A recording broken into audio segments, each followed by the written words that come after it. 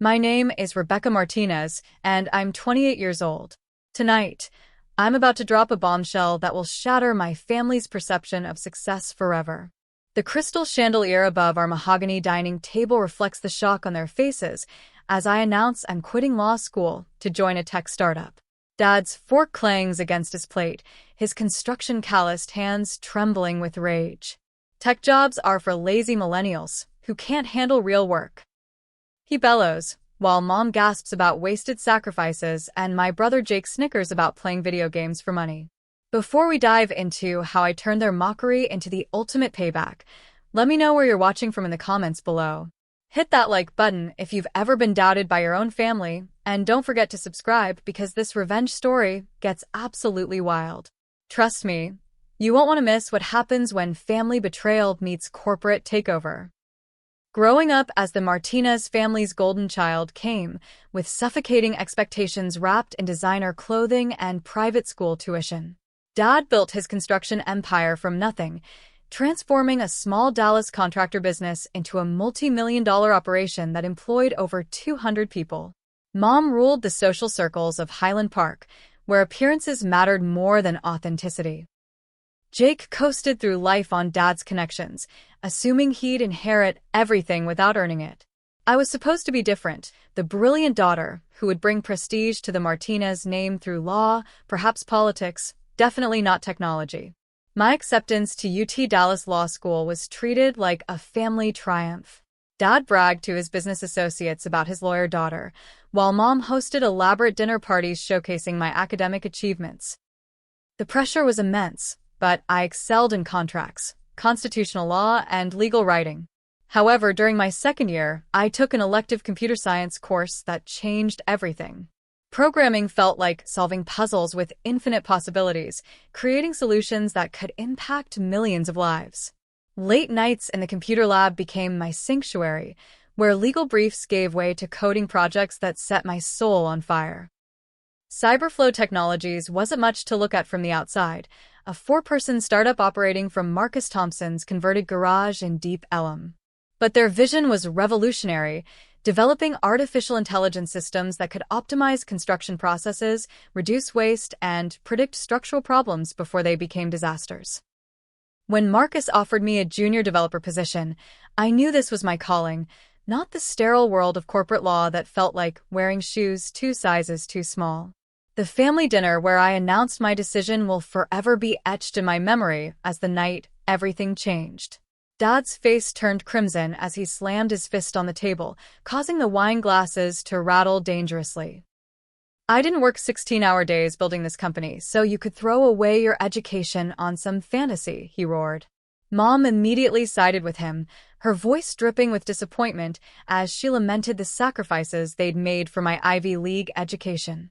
Jake's laughter was the cruelest cut, dismissing my passion as childish gaming while he collected paychecks from Dad's company without contributing anything meaningful. Their reaction escalated beyond verbal disapproval into active sabotage. Dad immediately cut off my financial support, declaring that if I wanted to make foolish decisions, I could fund them myself. He removed me from the family business inheritance, telling his lawyer to revise his will that very week. Mom's retaliation was more subtle but equally devastating, spreading rumors throughout her social circles that I'd suffered a nervous breakdown and needed psychiatric intervention. She painted my career change as mental instability rather than passionate ambition, protecting the family's reputation at my expense. Jake's betrayal cut the deepest because I'd always protected him from Dad's criticism. He called my law school professors, weaving elaborate lies about my supposed mental health crisis and claiming I was becoming dangerous and unpredictable. His sabotage nearly got me suspended from school, forcing me to spend valuable time proving my psychological stability instead of focusing on my transition to technology. When I confronted him, he shrugged and said Dad promised him a promotion if he helped bring me back to reality. The worst blow came when Dad leveraged his extensive business network to blacklist me from local tech companies. He called his construction clients, many of whom had technology budgets, warning them about his unstable daughter, who was pursuing a fake career in computer games. His reputation carried weight in Dallas business circles, and doors that should have been open to a qualified law student with programming skills remained firmly closed. Within 2 months, I lost everything that defined my previous life. Law school friends distanced themselves after Jake's manipulation campaign, unsure whether to believe the family's version of events. My study group excluded me from projects, whispering about my supposed breakdown behind my back. The isolation was crushing, leading to panic attacks that made me question whether my family was right about my mental state. Some nights, I stared at my laptop screen until dawn, wondering if pursuing my passion was worth destroying every relationship I'd ever valued. But then I'd remember the thrill of solving complex programming problems, the satisfaction of creating something beautiful and functional from nothing but logic and creativity, and I knew I couldn't surrender my dreams to their narrow definitions of success. Moving into a 400-square-foot studio apartment in East Dallas felt like exile from the only world I'd ever known. The contrast between my childhood bedroom with its walk-in closet and private bathroom to this cramped space with thin walls and questionable plumbing was jarring. My budget consisted of whatever remained from my law school savings after Dad's financial cutoff, which meant surviving on ramen noodles, peanut butter sandwiches, and the occasional splurge on eggs when I felt wealthy. The isolation was even more crushing than the financial hardship, as I'd never lived completely alone or fended for myself without family support. Cyberflow's headquarters made my new living situation look luxurious by comparison. Marcus Thompson's garage had been hastily converted into office space, with folding tables serving as desks, extension cords snaking across the concrete floor, and a space heater providing inadequate warmth during Dallas's surprisingly cold winter mornings. The team consisted of Marcus, Sarah Kim, a brilliant Stanford graduate who'd left Google for the startup adventure, David Rodriguez, our marketing expert with an MBA and infectious optimism, and now me, the law school dropout learning to code professionally while drawing on my legal background to navigate contracts and compliance issues. Marcus was unlike any leader I'd encountered in Dad's traditional business environment. A former Google senior engineer who'd burned out on corporate politics, he possessed the rare combination of technical brilliance and genuine empathy that made everyone around him want to succeed. When I explained my family situation during my first week, he simply nodded and said, "Talent recognizes talent, regardless of what anyone else thinks. Show me what you can build." That simple acceptance meant more than any salary could have provided. My role as junior developer was both humbling and exhilarating. While my legal training helped with understanding regulatory requirements and contract negotiations, I was starting from scratch with machine learning algorithms and AI development. Sarah became my unofficial mentor, patiently explaining complex concepts during late-night coding sessions while David ensured our work reached potential clients despite our limited marketing budget. We were building something revolutionary, an AI system that could analyze construction blueprints, predict potential structural issues, and optimize material usage to reduce waste by unprecedented percentages. Meanwhile, my family's attacks intensified as they realized I wasn't returning to law school as they'd expected. Dad began spreading more vicious rumors, telling anyone who would listen that I was involved with scam artists and con men who were exploiting my supposed mental illness. Uncle Carlos, Dad's business partner and the man who'd taught me to drive, refused to even speak with me when I approached him about potential entry-level opportunities in their company. His rejection stung particularly because he'd always been the family member who encouraged my curiosity and independence. Mom's manipulation took a more insidious form. She would call periodically, claiming to miss me and wanting to reconcile, only to pump me for information about Cyberflow that she could relay to Dad. During one particularly painful conversation, she pretended to support my decision while secretly recording our call, planning to use my words against me later. When I discovered her deception, the betrayal felt like losing a parent to death, except she was still alive and actively working to destroy my future. Jake's harassment escalated to cyberstalking as he created fake social media profiles to contact my professional connections with lies about my character and stability. He posed as concerned former classmates, sharing fabricated stories about my supposed drug use and erratic behavior. Several potential networking opportunities evaporated when people decided they couldn't risk associating with someone who might be unstable or unprofessional. His cruelty seemed limitless, motivated by Dad's approval and his own fear that my success might diminish his inherited position in the family hierarchy.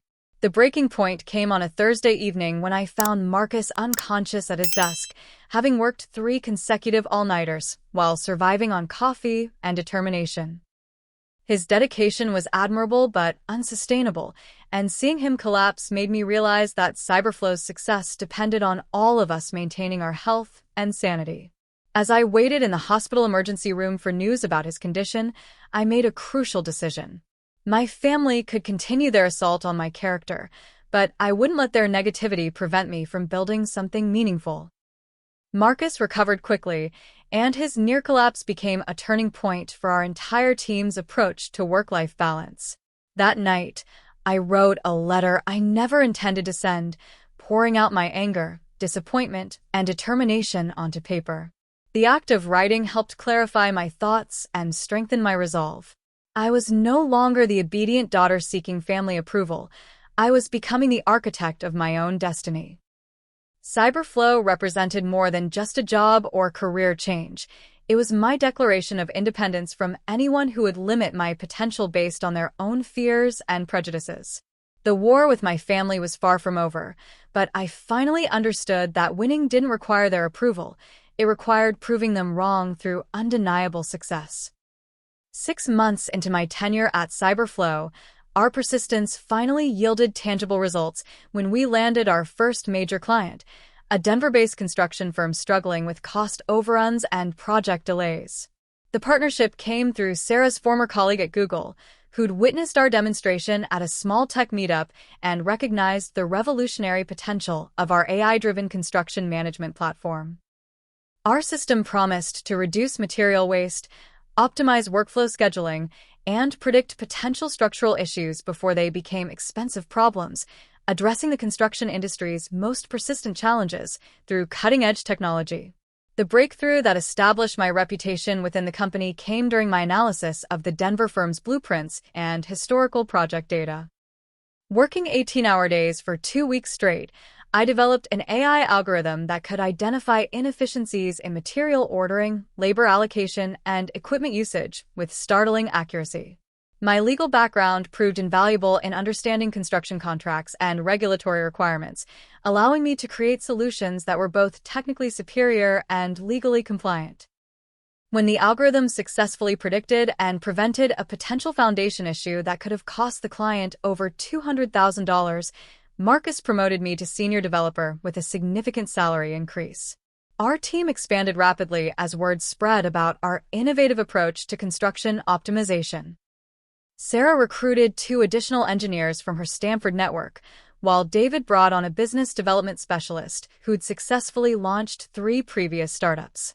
My role evolved beyond pure coding to include client consultation, where my ability to translate complex technical concepts into understandable business benefits became a crucial competitive advantage. We were no longer 4 people working from a garage. We were becoming a legitimate technology company with real revenue and genuine market traction. However, my growing success only intensified my family's determination to sabotage my career.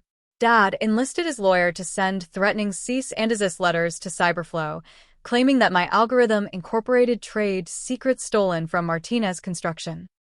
The accusations were completely fabricated, as my work involved artificial intelligence and machine learning concepts that Dad barely understood, but the legal harassment forced us to spend valuable time and money defending against frivolous claims. Marcus stood firmly behind me, hiring our own attorney to document the family's harassment campaign and explore potential defamation counterclaims. The most devastating betrayal came when Mom convinced my ex-boyfriend from law school, Daniel, to infiltrate Cyberflow under the pretense of romantic reconciliation. Daniel had always been ambitious and materialistic, making him susceptible to Mom's manipulation and Dad's financial incentives. He contacted me claiming to regret our breakup and expressing interest in my new career, requesting tours of our facility and detailed explanations of our technology, under the guise of supportive curiosity. I was lonely and vulnerable, desperate for connection with someone from my previous life, making me an easy target for his emotional manipulation. For 3 weeks, I believed Daniel's renewed interest was genuine, sharing confidential information about our algorithms, client relationships, and expansion plans during intimate dinners and late-night conversations. His questions seemed natural given his legal background and expressed interest in technology law. Only when Sarah noticed him photographing our server setup during a supposed bathroom break did we realize the extent of his deception. A private investigator quickly traced his activities back to Jake, who'd been paying him to gather intelligence that could be used to discredit our company or steal our intellectual property. Jake's sabotage attempts escalated to criminal behavior when he attempted to hack our computer systems using information provided by Daniel. Our cybersecurity consultant traced multiple intrusion attempts back to Jake's IP address, documenting his efforts to access our source code, client databases, and financial records. The evidence was overwhelming, and only Marcus's intervention prevented me from pursuing criminal charges that could have resulted in Jake's imprisonment. Instead, we used the documentation as leverage, warning my family that any future harassment would result in immediate legal action and public exposure of their criminal behavior. The personal cost of these battles was enormous, as constant stress and betrayal made it difficult to trust anyone or maintain healthy relationships. I threw myself into work as an escape from family drama, often staying at the office until midnight and returning before dawn to continue coding. Sleep became elusive, appetite disappeared, and my social life consisted entirely of interactions with colleagues who gradually became my chosen family. The irony wasn't lost on me that the people I'd known for months showed more loyalty and support than the family who'd raised me for 28 years. Despite the emotional turmoil, our professional achievements continued mounting. Cyberflow won the Best Innovation Award at the prestigious Dallas Technology Conference, beating out companies with 10 times our resources and years more experience. My algorithm was specifically cited as a breakthrough that could revolutionize construction efficiency across the entire industry. The award came with significant media attention, including interviews with local business journals and technology publications that positioned us as rising stars in the Dallas startup ecosystem. Dad's reaction to our public recognition was predictably vicious. He contacted the Dallas Business Journal, dismissing our award as a participation trophy for failures and questioning whether our technology was anything more than computer games dressed up as business solutions. His quotes were inflammatory enough that the publication chose not to print them, but his attempted sabotage of our media coverage demonstrated the lengths he'd go to undermine my success. Mom's response was more subtle, spreading rumors through her social network that my involvement in the company was token, suggesting that I was merely a figurehead while men did the real work. The contradiction between my family's perception and external recognition became increasingly stark. Industry experts were calling our technology revolutionary, clients were achieving unprecedented cost savings, and respected publications were featuring our story as an example of innovative disruption. Yet the people who should have been proudest of my achievements continued treating me like a delusional child pursuing fantasies. Their inability to acknowledge objective success revealed the depth of their investment in keeping me small and dependent, rather than celebrating my growth and independence. This realization marked the beginning of my emotional detachment from their approval, though the pain of their rejection remained sharp and constant. The transformation of VitalLink from a promising diagnostic tool to a revolutionary healthcare platform began with an accidental discovery during our expanded clinical trials. While analyzing patient data from our pilot programs, Jade noticed patterns in the AI's analysis that suggested our system could predict certain diseases up to 6 months before symptoms appeared. The algorithm was detecting subtle combinations of biomarkers, family history, and environmental factors that indicated disease progression at incredibly early stages. We spent 3 months validating this capability with independent medical researchers, and the results were stunning. VitalLink could predict diabetes, heart disease, and several forms of cancer with 89% accuracy, months before traditional diagnostic methods would identify these conditions. The medical community's response was immediate and overwhelming. Dr. Sarah Martinez, the chief of internal medicine at UCSF, became our first major academic partner after witnessing VitalLink correctly predict a patient's pancreatic cancer diagnosis 4 months before any symptoms appeared. The early detection allowed for immediate intervention that likely saved the patient's life, and Dr. Martinez began advocating for VitalLink throughout the academic medical establishment. Within weeks, we had requests for demonstrations from major hospital systems across the country, and our waiting list for pilot programs grew to over 200 healthcare facilities.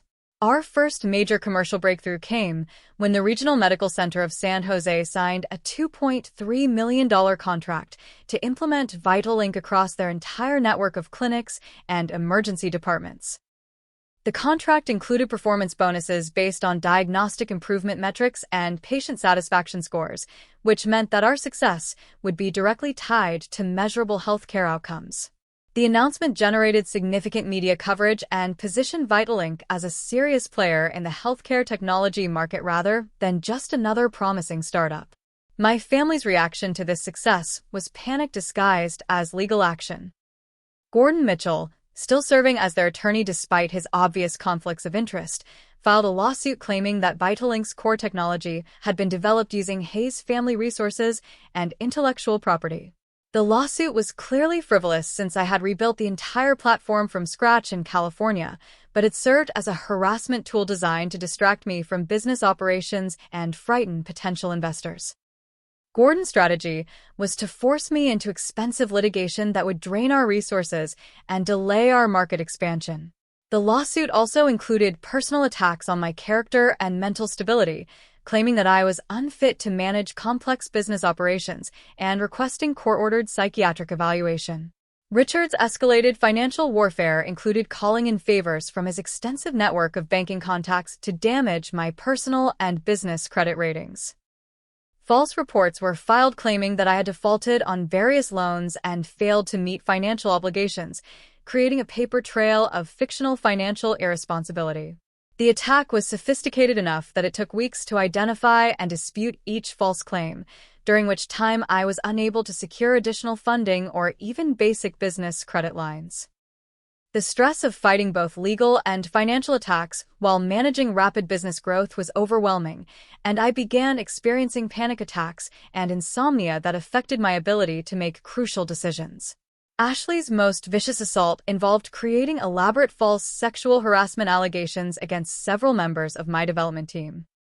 She contacted former employees of VitalLink and our partner organizations, offering them money to sign affidavits claiming they had witnessed inappropriate behavior or creating hostile work environments. When that strategy failed to generate credible accusers, she began spreading rumors through social media and professional networks that VitalLink was under investigation for serious workplace misconduct. The allegations were completely false, but they created enough uncertainty that 2 potential investors withdrew from funding discussions and 3 prospective employees declined job offers. Derek's final escalation crossed the line into physical intimidation when he began showing up at my office building in San Francisco. Security cameras captured him following me to the parking garage on multiple occasions, and he once cornered me in the lobby to deliver what was clearly intended as a threatening message. Derek grabbed my shoulders and told me that my delusions of success were going to destroy the entire family unless I came to my senses and abandoned VitalLink. He specifically threatened to do whatever it takes to protect the family's reputation, and his aggressive behavior was so concerning that building security banned him from the premises and recommended that I file a police report. The emotional devastation reached its peak when Dr. Walsh suffered a fatal heart attack while reviewing our latest clinical trial results in his home office. I discovered his body when I arrived for our weekly mentorship meeting, finding him slumped over the research papers with a peaceful expression that suggested he had died doing what he loved most. Dr. Walsh's sudden death removed my only remaining emotional anchor to my past life and left me feeling completely isolated from any family connection. The funeral became another battleground when my biological family attended primarily to maintain social appearances, while completely ignoring my presence and grief. Reading Dr. Walsh's will revealed his final gift to my mission. He had left me his entire collection of medical research files, his personal library, and a final investment of $50,000 to continue Vitalink's development. More importantly, his carefully organized files contained documentation of every attempt my family had made to sabotage my career, including emails between Richard and various business contacts, records of Gordon's deliberately harmful legal advice, and evidence of Ashley's systematic theft of my business plans and client relationships. Dr. Walsh had been quietly documenting my family's campaign of destruction, creating a comprehensive legal record that could finally expose their coordinated efforts to destroy my career and reputation. Armed with Dr. Walsh's documented evidence of my family's systematic sabotage, I faced a choice between public exposure and private resolution. The evidence was damning and comprehensive. Recorded phone calls of Richard bribing investors to reject my funding requests, email chains showing Margaret's coordination of social media smear campaigns, and financial records proving that Ashley had stolen over $40,000 worth of business opportunities from my previous companies. The documentation also revealed Gordon's extensive conflict of interest, showing that he had received payments from 3 of Vitalink's competitors in exchange for inside information about our development timeline and business strategy. Vitalink's breakthrough success had attracted acquisition interest from several major pharmaceutical companies, with the most promising offer coming from Meditech Solutions, a publicly traded company specializing in diagnostic equipment. Their initial offer of $23 million represented validation that our technology had genuine market value and transformational potential for healthcare delivery. The acquisition would provide resources to scale Vitalink globally while maintaining our mission to democratize healthcare access. However, the due diligence process required extensive background checks on company leadership, making my family's legal attacks and harassment campaigns particularly dangerous to the deal's success. Gordon's restraining order represented the most desperate and malicious escalation of my family's attacks. The petition claimed that I was mentally unstable and dangerous, based on fabricated incidents of threatening behavior and emotional outbursts. Gordon's strategy was clearly designed to create legal documentation that would make me appear unfit for corporate leadership, potentially destroying the Meditech acquisition and any future business opportunities. The restraining order hearing forced me to hire expensive legal representation and spend crucial business development time defending my mental health and professional competence in court proceedings. Richard's nuclear option was leveraging his banking relationships to freeze Vitalink's operating accounts during the critical final week of merger negotiations. He convinced a bank examiner that our company was under investigation for financial irregularities, triggering an automatic hold on all business transactions until the alleged investigation could be completed. The account freeze meant that we couldn't meet payroll, couldn't pay essential vendors, and couldn't demonstrate financial stability to Meditech's acquisition team. The timing was perfectly calculated to destroy the merger opportunity and potentially force Vitalink into bankruptcy due to operational disruption. The betrayal that hurt most personally came from Tyler Brooks, our lead software engineer whom Ashley had systematically seduced over a period of several months. Tyler had access to Vitalink's core algorithms and development roadmap, and Ashley convinced him that sharing technical information would help her competitive analysis work for potential partners. In reality, Tyler was stealing our most valuable intellectual property and selling it to Medcore Analytics, one of our direct competitors. The theft was discovered when Medcore announced their new diagnostic platform using technology that was remarkably similar to innovations we had spent 2 years developing. Tyler's betrayal not only compromised our competitive advantage, but also violated numerous confidentiality agreements and intellectual property protections. Jade's loyalty faced its ultimate test when my family offered her $500,000 plus equity in a competitor company if she would abandon Vitalink and join their coordinated effort to destroy my business. The offer came through a series of increasingly sophisticated intermediaries, starting with professional recruiters and escalating to direct contact from venture capitalists who claimed to have better opportunities for her career development. Ashley personally approached Jade at a tech industry conference, offering her a senior executive position with immediate vesting and significant salary increases if she would leave Vitalink within 30 days. The pressure campaign included veiled threats about Jade's future employability in Silicon Valley if she continued supporting my unstable leadership and doomed venture. Derek's most dangerous escalation involved filing false safety reports with the Food and Drug Administration, claiming that Vitalink's diagnostic platform had caused patient harm and misdiagnosis in our clinical trials. The FDA investigation threatened to shut down our operations entirely and would have destroyed our reputation in the medical community, even if we were eventually cleared of wrongdoing. Derek's false reports included fabricated patient testimonials, forged medical records, and detailed allegations of regulatory violations that required extensive legal and technical resources to refute.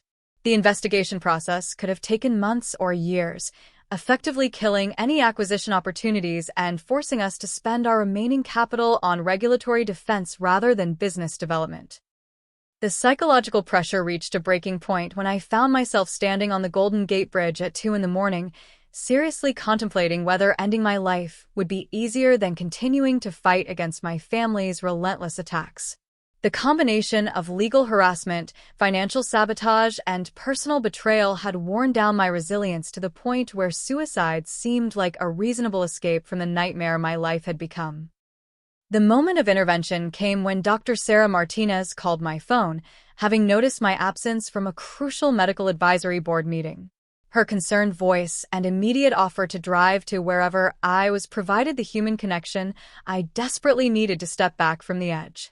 Dr. Martinez became my second crucial ally during this darkest period, offering not just professional support but genuine friendship and emotional stability.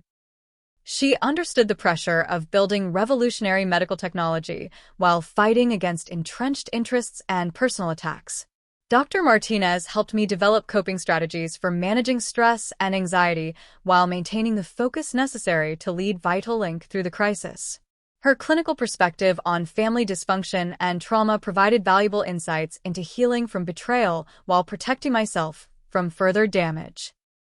The counterattack began when I hired Marcus Thompson, a former FBI investigator who specialized in corporate espionage and white-collar crime. Marcus helped me understand that my family's coordinated campaign constituted criminal conspiracy and provided evidence that could result in federal charges against multiple family members. His investigation revealed the full scope of their operations, including bribery, fraud, identity theft, and computer crimes that extended far beyond simple business rivalry. Marcus's documentation became the foundation for a comprehensive legal strategy that would finally hold my family accountable for years of systematic sabotage and harassment. The FDA's clearance of Vitalink after their thorough investigation marked the beginning of my family's complete downfall. The federal investigators not only found Derek's safety reports to be entirely fabricated, but also discovered that he had committed multiple felonies in the process of filing false regulatory complaints. Derek faced federal charges for obstruction of justice, filing false government reports, and conspiracy to commit fraud. The FDA's public statement clearing Vitalink of all safety concerns also noted that the false reports had been deliberately fabricated with malicious intent, which generated media attention that exposed Derek's criminal behavior to the broader business community. Gordon Mitchell's legal license was suspended pending disbarment proceedings after the California State Bar discovered his extensive conflicts of interest and deliberate malpractice in representing both my family and my business interests simultaneously. The evidence from Dr. Walsh's files showed that Gordon had violated fundamental principles of legal ethics by sharing confidential client information, providing deliberately harmful advice, and accepting payments from opposing parties. His law firm immediately distanced themselves from his actions and fired him to avoid further liability, leaving Gordon facing professional ruin and potential criminal charges for fraud and conspiracy. Tyler Brooks's arrest for corporate espionage sent shockwaves through Silicon Valley's tight-knit tech community. The evidence of his theft was overwhelming, including encrypted communications with Medcore Analytics executives and bank records showing payments for stolen intellectual property. Tyler's betrayal had violated both state and federal computer crime laws, and his arrest warrant was executed during a high-profile industry conference where he was speaking about healthcare innovation. The public humiliation of being arrested in front of hundreds of tech industry leaders effectively ended Tyler's career and sent a clear message about the consequences of corporate espionage. Ashley's real estate business collapsed within weeks when her clients discovered her history of fraud, theft, and professional misconduct through news coverage of the Vitalink investigation. The Connecticut Real Estate Commission opened their own investigation into Ashley's business practices after receiving complaints from multiple clients who had been misled about her qualifications and experience. Several high-profile property deals fell through when buyers learned about Ashley's involvement, and her business partners abandoned their associations to protect their own reputations. Ashley was forced to declare bankruptcy and move back into our childhood home with our parents. Richard's banking career ended in disgrace when Morgan Stanley learned about his systematic campaign to manipulate investment decisions and interfere with legitimate business transactions. The bank's internal investigation revealed that Richard had used company resources and relationships to conduct personal vendettas, violating numerous compliance policies and potentially exposing the firm to legal liability. Morgan Stanley forced Richard into early retirement and severed all ties with him to avoid regulatory scrutiny and reputational damage. Richard's professional network, built over 30 years in the financial industry, evaporated overnight as former colleagues distanced themselves from the scandal. Margaret's social standing crumbled when Greenwich's high society learned about the family's coordinated campaign of harassment and criminal behavior. The exclusive clubs and charity organizations that had been the center of her identity began excluding her from events and removing her from leadership positions. Margaret's attempt to claim victim status and blame me for destroying the family's reputation backfired spectacularly when recorded evidence of her participation in the smear campaign became public record through court filings. Her former social circle viewed her behavior as a betrayal of the values and discretion expected in their community. The media attention surrounding my family's crimes brought unexpected validation for Vitalink's mission and my personal story. Technology journalists and healthcare reporters framed the story as David versus Goliath narrative, with my innovative medical technology standing against entrenched interests and family privilege. The coverage generated significant positive publicity for Vitalink, attracting new investment opportunities and partnership requests from organizations that wanted to support our mission of democratizing healthcare access. The contrast between my family's destructive behavior and Vitalink's life-saving potential created powerful storytelling that resonated with entrepreneurs and innovators worldwide. A new acquisition opportunity emerged from InnovateMed Corporation, an ethical technology company with a strong track record of maintaining the independence and mission-driven focus of acquired companies. Their offer of $67 million represented both fair market value for Vitalink's technology and genuine commitment to scaling our platform globally while preserving our commitment to healthcare equity. InnovateMed's leadership team included former Peace Corps volunteers and global health advocates who understood that Vitalink's value extended far beyond financial returns to include meaningful social impact. Jade's ultimate demonstration of loyalty came when she provided crucial testimony in the criminal proceedings against my family members, despite receiving continued threats and bribery attempts. Her detailed documentation of Tyler's theft and Ashley's manipulation efforts provided prosecutors with evidence of the conspiracy's scope and sophistication. Jade's willingness to risk her own career prospects by publicly opposing powerful interests demonstrated the strength of our partnership and shared commitment to Vitalink's mission. Her courage in standing up to intimidation efforts inspired other team members to come forward with their own evidence of harassment and interference. Dr. Martinez's expansion of our partnership transformed Vitalink from a diagnostic platform into a comprehensive early detection system for cancer and other life-threatening diseases. Her clinical expertise and research connections helped us develop new algorithms that could identify genetic markers for hereditary conditions, environmental risk factors for occupational diseases, and lifestyle patterns that predicted chronic disease development. Dr. Martinez's involvement also provided medical credibility that attracted additional healthcare professionals to our advisory board and clinical trial programs. The legal settlement negotiations resulted in my family paying $1.2 million in damages and signing comprehensive non-interference agreements that prohibited any future attempts to sabotage my business or personal life. The settlement also included public acknowledgement of wrongdoing and formal apologies for their criminal behavior, though these concessions felt hollow given the years of deliberate cruelty they had inflicted. More importantly, the settlement funds provided additional capital for Vitalink's international expansion and allowed us to establish the Dr. Benjamin Walsh Memorial Research Foundation to support underrepresented students in medical technology fields. The European Union's decision to fund a pilot program testing Vitalink's effectiveness in their public healthcare systems represented our first major international breakthrough. The EU's rigorous evaluation process and commitment to evidence-based healthcare policy provided credibility that opened doors to other international markets. The pilot program would serve 20 million patients across 6 countries, generating data that could revolutionize how diagnostic technology is deployed in universal healthcare systems. The EU contract also included provisions for technology transfer and local job creation, demonstrating how American innovation could benefit global communities while generating sustainable business returns. Vitalink's valuation reached $45 million following the successful implementation of our European Union pilot program, which exceeded all performance metrics and generated unprecedented enthusiasm from healthcare administrators across 6 countries. The platform's ability to reduce diagnostic wait times by 67% while improving accuracy rates created compelling evidence for large-scale adoption in universal healthcare systems.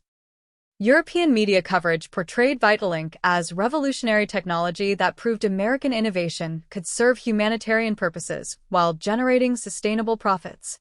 The success attracted attention from healthcare systems in Australia, Canada, and several developing nations that were seeking affordable solutions for rural and underserved populations.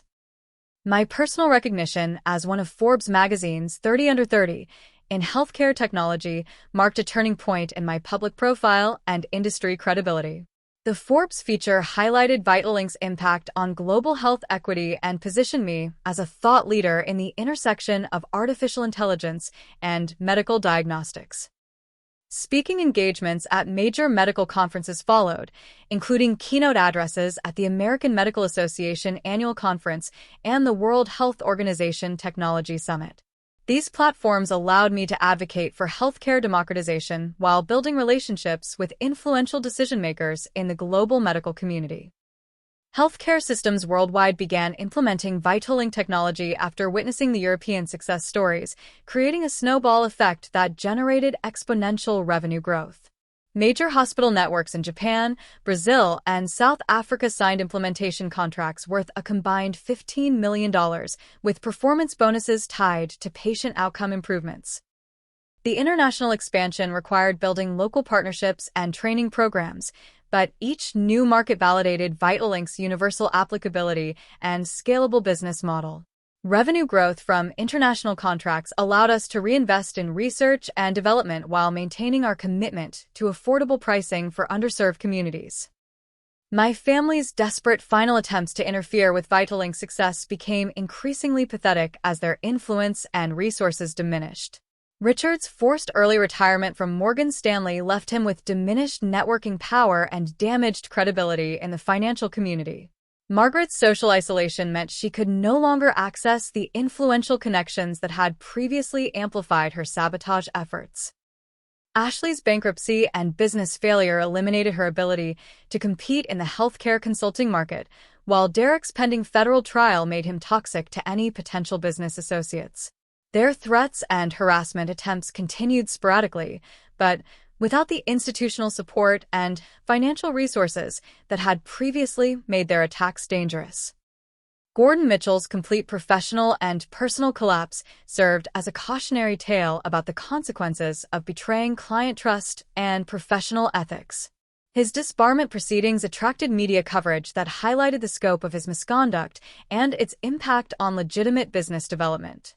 Gordon lost his home, his wife filed for divorce, and his adult children severed contact after learning about his criminal behavior. His desperate attempts to find employment in any legal capacity were unsuccessful, as his professional reputation had been completely destroyed by his association with my family's criminal conspiracy. Vitalink's growing team of 150 employees across 3 countries created a culture of innovation and social purpose that attracted top talent from major technology and healthcare companies. Our San Francisco headquarters became a destination for medical professionals and engineers who wanted to work on technology that could genuinely improve human health outcomes rather than simply generating profits for shareholders. The team's diversity reflected our global mission, with employees from 20 different countries bringing unique perspectives on healthcare challenges and cultural considerations for technology implementation. Dr. Martinez's promotion to Chief Medical Officer represented both personal recognition of her contributions and strategic expansion of our medical expertise. Her leadership of our clinical research programs ensured that Vitalink's development remained grounded in sound medical science and real-world healthcare needs. Dr. Martinez's network of academic medical centers became crucial partners for conducting clinical trials and validating new diagnostic capabilities. Her advocacy within the medical community helped overcome skepticism about AI-assisted diagnostics and built trust in Vitalink's reliability and accuracy. Carlos Rodriguez's evolution from angel investor to chairman of the board provided stability and strategic guidance during our rapid growth phase. His experience scaling healthcare companies helped us avoid common pitfalls and maintain focus on sustainable business development rather than pursuing unsustainable growth targets. Carlos's continued investment and board leadership also attracted additional investors who trusted his judgment and track record in healthcare technology ventures. His mentorship helped me develop the executive skills necessary to lead a major technology company while maintaining our founding mission and values. Jade's promotion to Chief Technology Officer reflected her crucial contributions to Vitalink's technical development and her unwavering loyalty during our most difficult periods. Her expertise in machine learning and artificial intelligence had been instrumental in developing our predictive diagnostic capabilities, and her leadership of our engineering team ensured continued innovation and technical excellence. Jade's personal story of overcoming family disapproval and professional sabotage resonated with our employees and created a company culture that valued perseverance and authentic collaboration over traditional corporate hierarchies. Isabella Sanchez joined Vitalink as our first Chief Marketing Officer, bringing brilliant strategic insight about healthcare communications and brand development. Isabella understood how to position medical technology in ways that built trust with healthcare professionals while making complex innovations accessible to patients and administrators. Her marketing campaigns emphasized Vitalink's impact on human lives rather than technical specifications, creating emotional connections that supported our business development and recruitment efforts. Isabella's background in healthcare communications helped us navigate regulatory requirements while building public awareness of our mission and achievements. Vitalink's next major technological breakthrough involved expanding our AI platform to simultaneously detect 7 different disease categories, including cancer, cardiovascular disease, diabetes, neurological conditions, autoimmune disorders, infectious diseases, and genetic abnormalities. The multi-disease detection capability required developing new algorithmic approaches and integrating vast amounts of medical research data, but the result was a comprehensive diagnostic tool that could serve as a primary screening platform for entire populations. Clinical trials demonstrated that our expanded platform could identify potential health issues years before symptoms appeared, enabling preventive interventions that could save millions of lives while reducing healthcare costs. Our partnership with the World Health Organization represented the ultimate validation of Vitalink's potential for global health impact. The WHO agreement provided funding and logistical support for implementing Vitalink technology in developing nations where traditional diagnostic infrastructure was limited or non-existent. The partnership also included provisions for technology transfer and local capacity building, ensuring that our innovations would create sustainable healthcare improvements rather than temporary interventions. Working with WHO opened doors to additional international funding sources and established Vitalink as a key player in global health development initiatives. My personal transformation during this period of professional success included addressing the psychological trauma inflicted by years of family abuse and sabotage. Regular therapy sessions helped me develop healthy coping strategies and rebuild self-confidence that had been systematically undermined by my family's attacks. Physical fitness and professional styling improved my public presence and personal confidence, while a growing network of genuine friendships replaced the toxic relationships that had dominated my early life. Dating and romantic relationships became possible for the first time since college, as success and emotional healing made me more open to trusting and connecting with others. Hashtag Part 9. The Forbes Moment. Vitalink's Series C funding round shattered all expectations when we successfully raised $120 million from a consortium of top-tier venture capital firms led by Kleiner Perkins and Andreessen Horowitz. The funding round was oversubscribed by 300%, with investors competing to participate in what industry analysts described as the most promising healthcare technology opportunity of the decade. The investment valuated Vitalink at $920 million, making me personally worth $35 million and positioning our company for either continued independent growth or a potential initial public offering within 2 years. The Forbes Magazine cover story, titled "Healthcare's Youngest Disruption Queen," featured a full-page photograph of me in Vitalink's San Francisco headquarters surrounded by the diverse team of engineers, medical professionals, and business leaders who had made our success possible. The article detailed Vitalink's journey from startup to industry leader while highlighting the personal story of overcoming family sabotage and financial hardship. Forbes positioned me as representative of a new generation of entrepreneurs who prioritize social impact alongside financial returns, using technology to solve global problems rather than simply generating wealth for shareholders and investors. International media attention followed the Forbes coverage, with CNN International, BBC Technology, and Bloomberg Healthcare featuring extensive profiles of Vitalink's impact on global health systems. The media coverage emphasized our success in reducing healthcare disparities and improving medical outcomes in underserved communities worldwide. Television interviews and documentary features allowed me to articulate our mission and vision to global audiences, building public awareness of healthcare technology's potential for positive social change. The media attention also attracted additional partnership opportunities and investment interest from international sources. Speaking at the World Economic Forum in Davos represented the pinnacle of my professional recognition and influence in global health policy discussions. My presentation on technology for health equity drew standing ovations from an audience that included heads of state, healthcare ministers, and leaders of major international organizations. The Davos platform provided opportunities to advocate for policies supporting healthcare innovation and technology transfer to developing nations.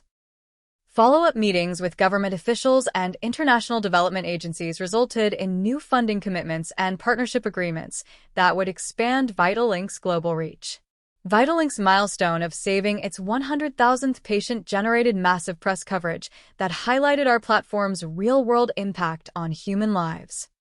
The patient, a 43-year-old teacher from rural Kenya, had been diagnosed with early-stage cervical cancer through Vitalink's screening program 18 months before symptoms would have appeared. Early intervention saved her life and allowed her to continue teaching and supporting her family. Her story became symbolic of Vitalink's mission and was featured in documentary films and medical journal articles about technology's role in global health improvement. My family's reaction to seeing my Forbes cover while shopping at a Connecticut newsstand was captured by local media and became part of the story's viral spread across social media platforms. Richard's visible shock and Margaret's embarrassed attempt to hide from photographers created images that perfectly captured their realization that I had achieved extraordinary success despite their systematic sabotage. The contrast between their current circumstances and my global recognition highlighted the consequences of their choices and the ultimate futility of their attempts to destroy my career and reputation. Richard's panic about losing connection to his now famous daughter led to desperate attempts at reconciliation through mutual acquaintances and business contacts. He began telling people that he had always supported my entrepreneurial ambitions and had been misunderstood during our previous conflicts. These claims were easily disproven by documented evidence of his sabotage efforts, but his desperation to associate himself with my success revealed the depth of his regret about destroying our relationship. Richard's attempts to contact me through intermediaries were consistent and increasingly pathetic as he realized the magnitude of what he had lost. Margaret's social rehabilitation efforts involved claiming credit for my upbringing and character development, despite having publicly disowned me for years. She began attending public events where she would introduce herself as Scarlett Hayes' mother and imply that my success validated her parenting and family values. Margaret's attempts to rewrite history were met with skepticism from people who remembered her previous statements about my career choices and mental health. Her desperate need for social acceptance led to increasingly elaborate fabrications about her role in my success. Ashley's social media campaign involved posting childhood photos and fabricated stories about our close sisterly bond throughout my entrepreneurial journey. She created Instagram and LinkedIn posts claiming to be proud of my achievements while carefully avoiding any mention of her systematic theft of my business plans and client relationships. Ashley's attempts to associate herself with my success were particularly galling given her role in nearly destroying Vitalink during its early development phase. Her social media posts generated negative comments from people who knew the truth about our relationship. Derek's phone calls from federal prison became increasingly frequent and desperate as his trial date approached, and he faced the possibility of a 5-year sentence for filing false government reports and conspiracy to commit fraud. His messages claimed that his actions had been motivated by concern for my well-being rather than malicious intent, a claim that was contradicted by extensive evidence of premeditation and coordination with other family members. Derek's requests for character witnesses and financial support for legal defense were ignored, as his criminal behavior had eliminated any remaining family loyalty or obligation. Vitalink's team celebration at our San Francisco headquarters brought together 200 employees, investors, medical partners, and healthcare professionals who had supported our mission throughout the journey from startup to industry leader. The celebration featured presentations from patients whose lives had been saved by early detection, medical professionals who had witnessed Vitalink's impact in their hospitals and clinics, and international partners who had successfully implemented our technology in their healthcare systems. The event highlighted the human impact of our work while acknowledging the collaborative effort that had made Vitalink's success possible. Dr. Martinez's keynote speech at the celebration emphasized how Vitalink had transformed from a promising technology into a global healthcare platform that was genuinely changing medical practice and patient outcomes. Her presentation included data showing that Vitalink had reduced healthcare costs by $40 billion globally while improving patient satisfaction scores and clinical outcomes across all demographic groups. Dr. Martinez's medical credibility and passionate advocacy for our mission provided emotional grounding for the celebration and reminded everyone of the serious purpose behind our commercial success. Jade's emotional testimony about overcoming family betrayal and professional sabotage resonated powerfully with employees who had their own stories of perseverance and resilience. Her speech about the importance of choosing loyalty and integrity over personal gain created a moment of shared purpose that defined Vitalink's company culture. Jade's technical leadership and unwavering support during our most difficult periods had been crucial to our survival and success, and her recognition during the celebration was richly deserved by someone who had risked her career to support our mission. The standing ovation from 2,000 medical professionals at my keynote speech for the International Conference on Global Health Technology marked the ultimate validation of Vitalink's impact and my personal journey from family outcast to industry leader. The audience included healthcare ministers, medical school deans, hospital administrators, and practicing physicians from 60 countries who had witnessed Vitalink's transformation of diagnostic medicine. Their recognition represented acknowledgement from the global medical community that our work had achieved the goal of democratizing healthcare access while maintaining the highest standards of medical excellence and ethical practice. The celebration dinner at Atelier Cren in San Francisco brought together the core team of people who had made Vitalink's success possible, creating an intimate gathering that felt more like a family reunion than a corporate event. Surrounded by Jade, Dr. Martinez, Carlos Rodriguez, Isabella Sanchez, and 24 other colleagues who had become genuine friends and collaborators, I felt the deep satisfaction of sharing success with people who had earned their places through loyalty, talent, and shared commitment to our mission. The restaurant's innovative cuisine and stunning views of the San Francisco Bay provided a perfect backdrop for reflecting on our journey from desperate startup to industry-leading healthcare technology company. The conversation flowed naturally between reminiscences about our early struggles in shared apartments and coffee shops to excitement about Vitalink's upcoming expansion into artificial intelligence-assisted surgery and personalized medicine. Carlos shared stories about his previous companies and the rare satisfaction of watching entrepreneurs grow from promising beginners into confident industry leaders. Dr. Martinez discussed the academic papers being written about Vitalink's impact on global health outcomes and the requests she was receiving to speak at medical conferences worldwide. Jade described the technical challenges we had overcome and the innovations that had seemed impossible just 2 years earlier. Isabella presented preliminary data from our brand awareness research, showing that Vitalink had achieved recognition among 93% of healthcare administrators globally and had become synonymous with ethical healthcare technology development. The brand strength was particularly valuable as we prepared for either additional funding rounds or a potential initial public offering that could value the company at over $2 billion. Isabella's marketing leadership had transformed Vitalink from an unknown startup into a globally recognized leader in healthcare innovation, creating sustainable competitive advantages that would support continued growth and market expansion. My phone buzzed during dessert with a text message that immediately captured my attention because the sender was listed as Dad in my contacts, a name I hadn't seen on my screen for over 2 years. The message was brief, but loaded with significance. Saw the Forbes article and the conference coverage. I'm proud of what you've accomplished. The family misses you and would like to talk. Could we arrange a phone call or meeting? We've made mistakes and want to make things right. The text included his current phone number and an indication that he was speaking for Margaret, Ashley, and Derek as well.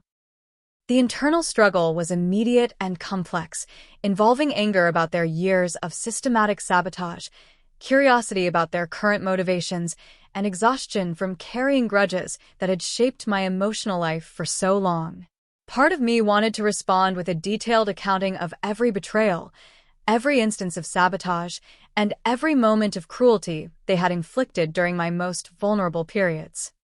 Another part felt the pull of family connection and wondered whether success had given me enough security to risk limited reconciliation.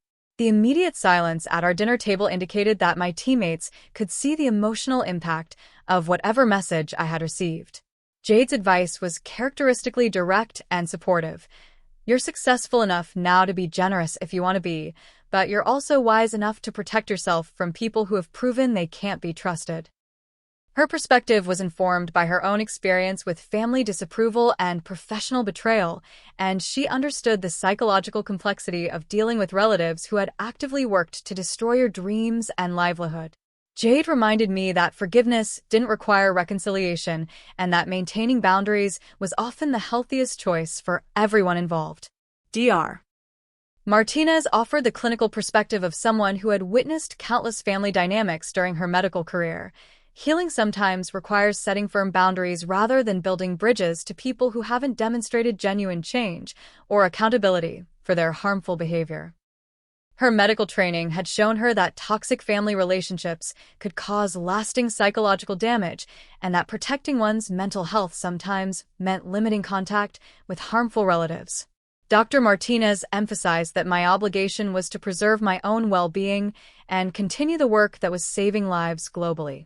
Carlos provided business wisdom based on decades of experience with high-stakes negotiations and relationship management. Never negotiate from a position of emotional need, only from a position of strength and clear objectives. His advice was to carefully consider what outcomes I wanted from any potential contact with my family and whether those goals were realistic given their demonstrated pattern of behavior. Carlos reminded me that successful people often become targets for manipulation by relatives who want to benefit from success they had previously tried to prevent. Isabella's insight came from her background in communications and brand management. Your personal story has become part of VitalLink's mission and inspiration for entrepreneurs worldwide who face family opposition to their dreams. She pointed out that my journey from family rejection to global success had become a powerful narrative that encouraged other young entrepreneurs to persist despite opposition from people who should have been supportive. Isabella suggested that any family reconciliation needed to consider the impact on the broader community of people who had been inspired by my story of overcoming family betrayal. The decision-making process involved carefully weighing the potential benefits of reconciliation against the demonstrated risks of renewed contact with people who had shown consistent patterns of manipulation, sabotage, and emotional cruelty. A phone call with my therapist that evening provided additional perspective on trauma recovery and the importance of protecting psychological progress that had taken years to achieve. My therapist reminded me that family relationships are not automatically valuable simply because of genetic connection, and that I had created a chosen family of colleagues and friends who provided genuine love and support. My response to Richard's text was carefully crafted to maintain dignity while establishing clear boundaries. I appreciate your message and acknowledgement of past mistakes. However, the systematic campaign of sabotage, legal harassment, and personal attacks caused significant damage that cannot be simply forgotten. I've built a life and career surrounded by people who support my dreams rather than trying to destroy them. I wish you all well, but I'm not interested in reconciliation at this time. The response was polite but firm, leaving no ambiguity about my decision while avoiding the hostility that they deserved, but that would not serve my own emotional health. The ribbon-cutting ceremony for VitalLink's new research and development facility represented our commitment to continued innovation and expansion of our life-saving technology. The 50,000-square-foot facility housed advanced laboratories for artificial intelligence development, clinical research centers for testing new diagnostic applications, and collaborative spaces for partnerships with academic medical centers worldwide. 500 attendees included employees, investors, medical professionals, and patients whose lives had been saved by early detection through VitalLink's platform. The facility opening symbolized our transformation from struggling startup to established industry leader with resources to pursue ambitious goals for healthcare improvement. The final scene took place on the roof terrace of our new research facility, overlooking Silicon Valley and the San Francisco Bay that had become my new home and the launching point for global impact. Standing with Jade, Dr. Martinez, Carlos, Isabella, and dozens of other colleagues who had become genuine family members, I reflected on the journey from family rejection to professional success and personal fulfillment. The people surrounding me had chosen to support my dreams, share my struggles, and celebrate my achievements because of who I was rather than genetic accident or social obligation. 1 year later, VitalLink's initial public offering valued the company at $2.8 billion, making it one of the most successful healthcare technology IPOs in Silicon Valley history. The IPO prospectus included detailed information about our global impact, with VitalLink technology serving over 50 million patients across 70 countries and contributing to healthcare cost savings of over $100 billion globally. My personal stake in the company was worth approximately $400 million, but the true measure of success was the estimated 200,000 lives saved through early detection and intervention made possible by our platform. My family's final status reflected the natural consequences of their choices and behavior. Richard remained in retirement, his banking career permanently ended by his association with illegal harassment and market manipulation. Margaret lived in an assisted living facility, her social connections severed by her participation in the family's coordinated attacks and criminal conspiracy. Ashley worked in retail sales after her real estate business collapsed, and her bankruptcy eliminated access to professional opportunities in consulting or business development. Derek served 18 months in federal prison and faced permanent restrictions on his ability to work in financial services or regulated industries. The peace I had achieved came from maintaining no contact with any family members and feeling no regret about that decision.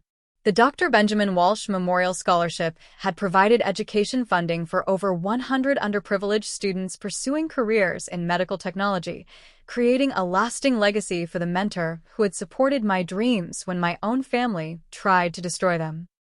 My chosen family of colleagues, friends, and romantic partners provided all the emotional support and connection that I needed, proving that love and loyalty are earned through actions rather than inherited through genetics.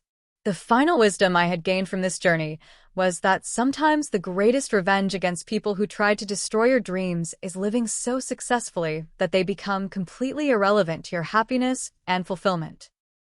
My family's attempts to sabotage my career had ultimately strengthened my determination and forced me to build a support network of people who genuinely cared about my success and well-being. Vitalink's impact on global healthcare and my personal satisfaction with the work we were doing provided meaning and purpose that transcended any desire for acknowledgement or reconciliation with people who had proven themselves unworthy of trust and respect. What would you do if your own family tried to destroy your dreams but you succeeded anyway? Have you ever had to choose between toxic family relationships and your personal goals? Share your thoughts in the comments below, and let me know if you've faced similar challenges in your entrepreneurial journey. Don't forget to like this video if my story inspired you to keep pursuing your dreams despite opposition. Subscribe for more incredible comeback stories, and share this with anyone who needs motivation to overcome family dysfunction or professional sabotage.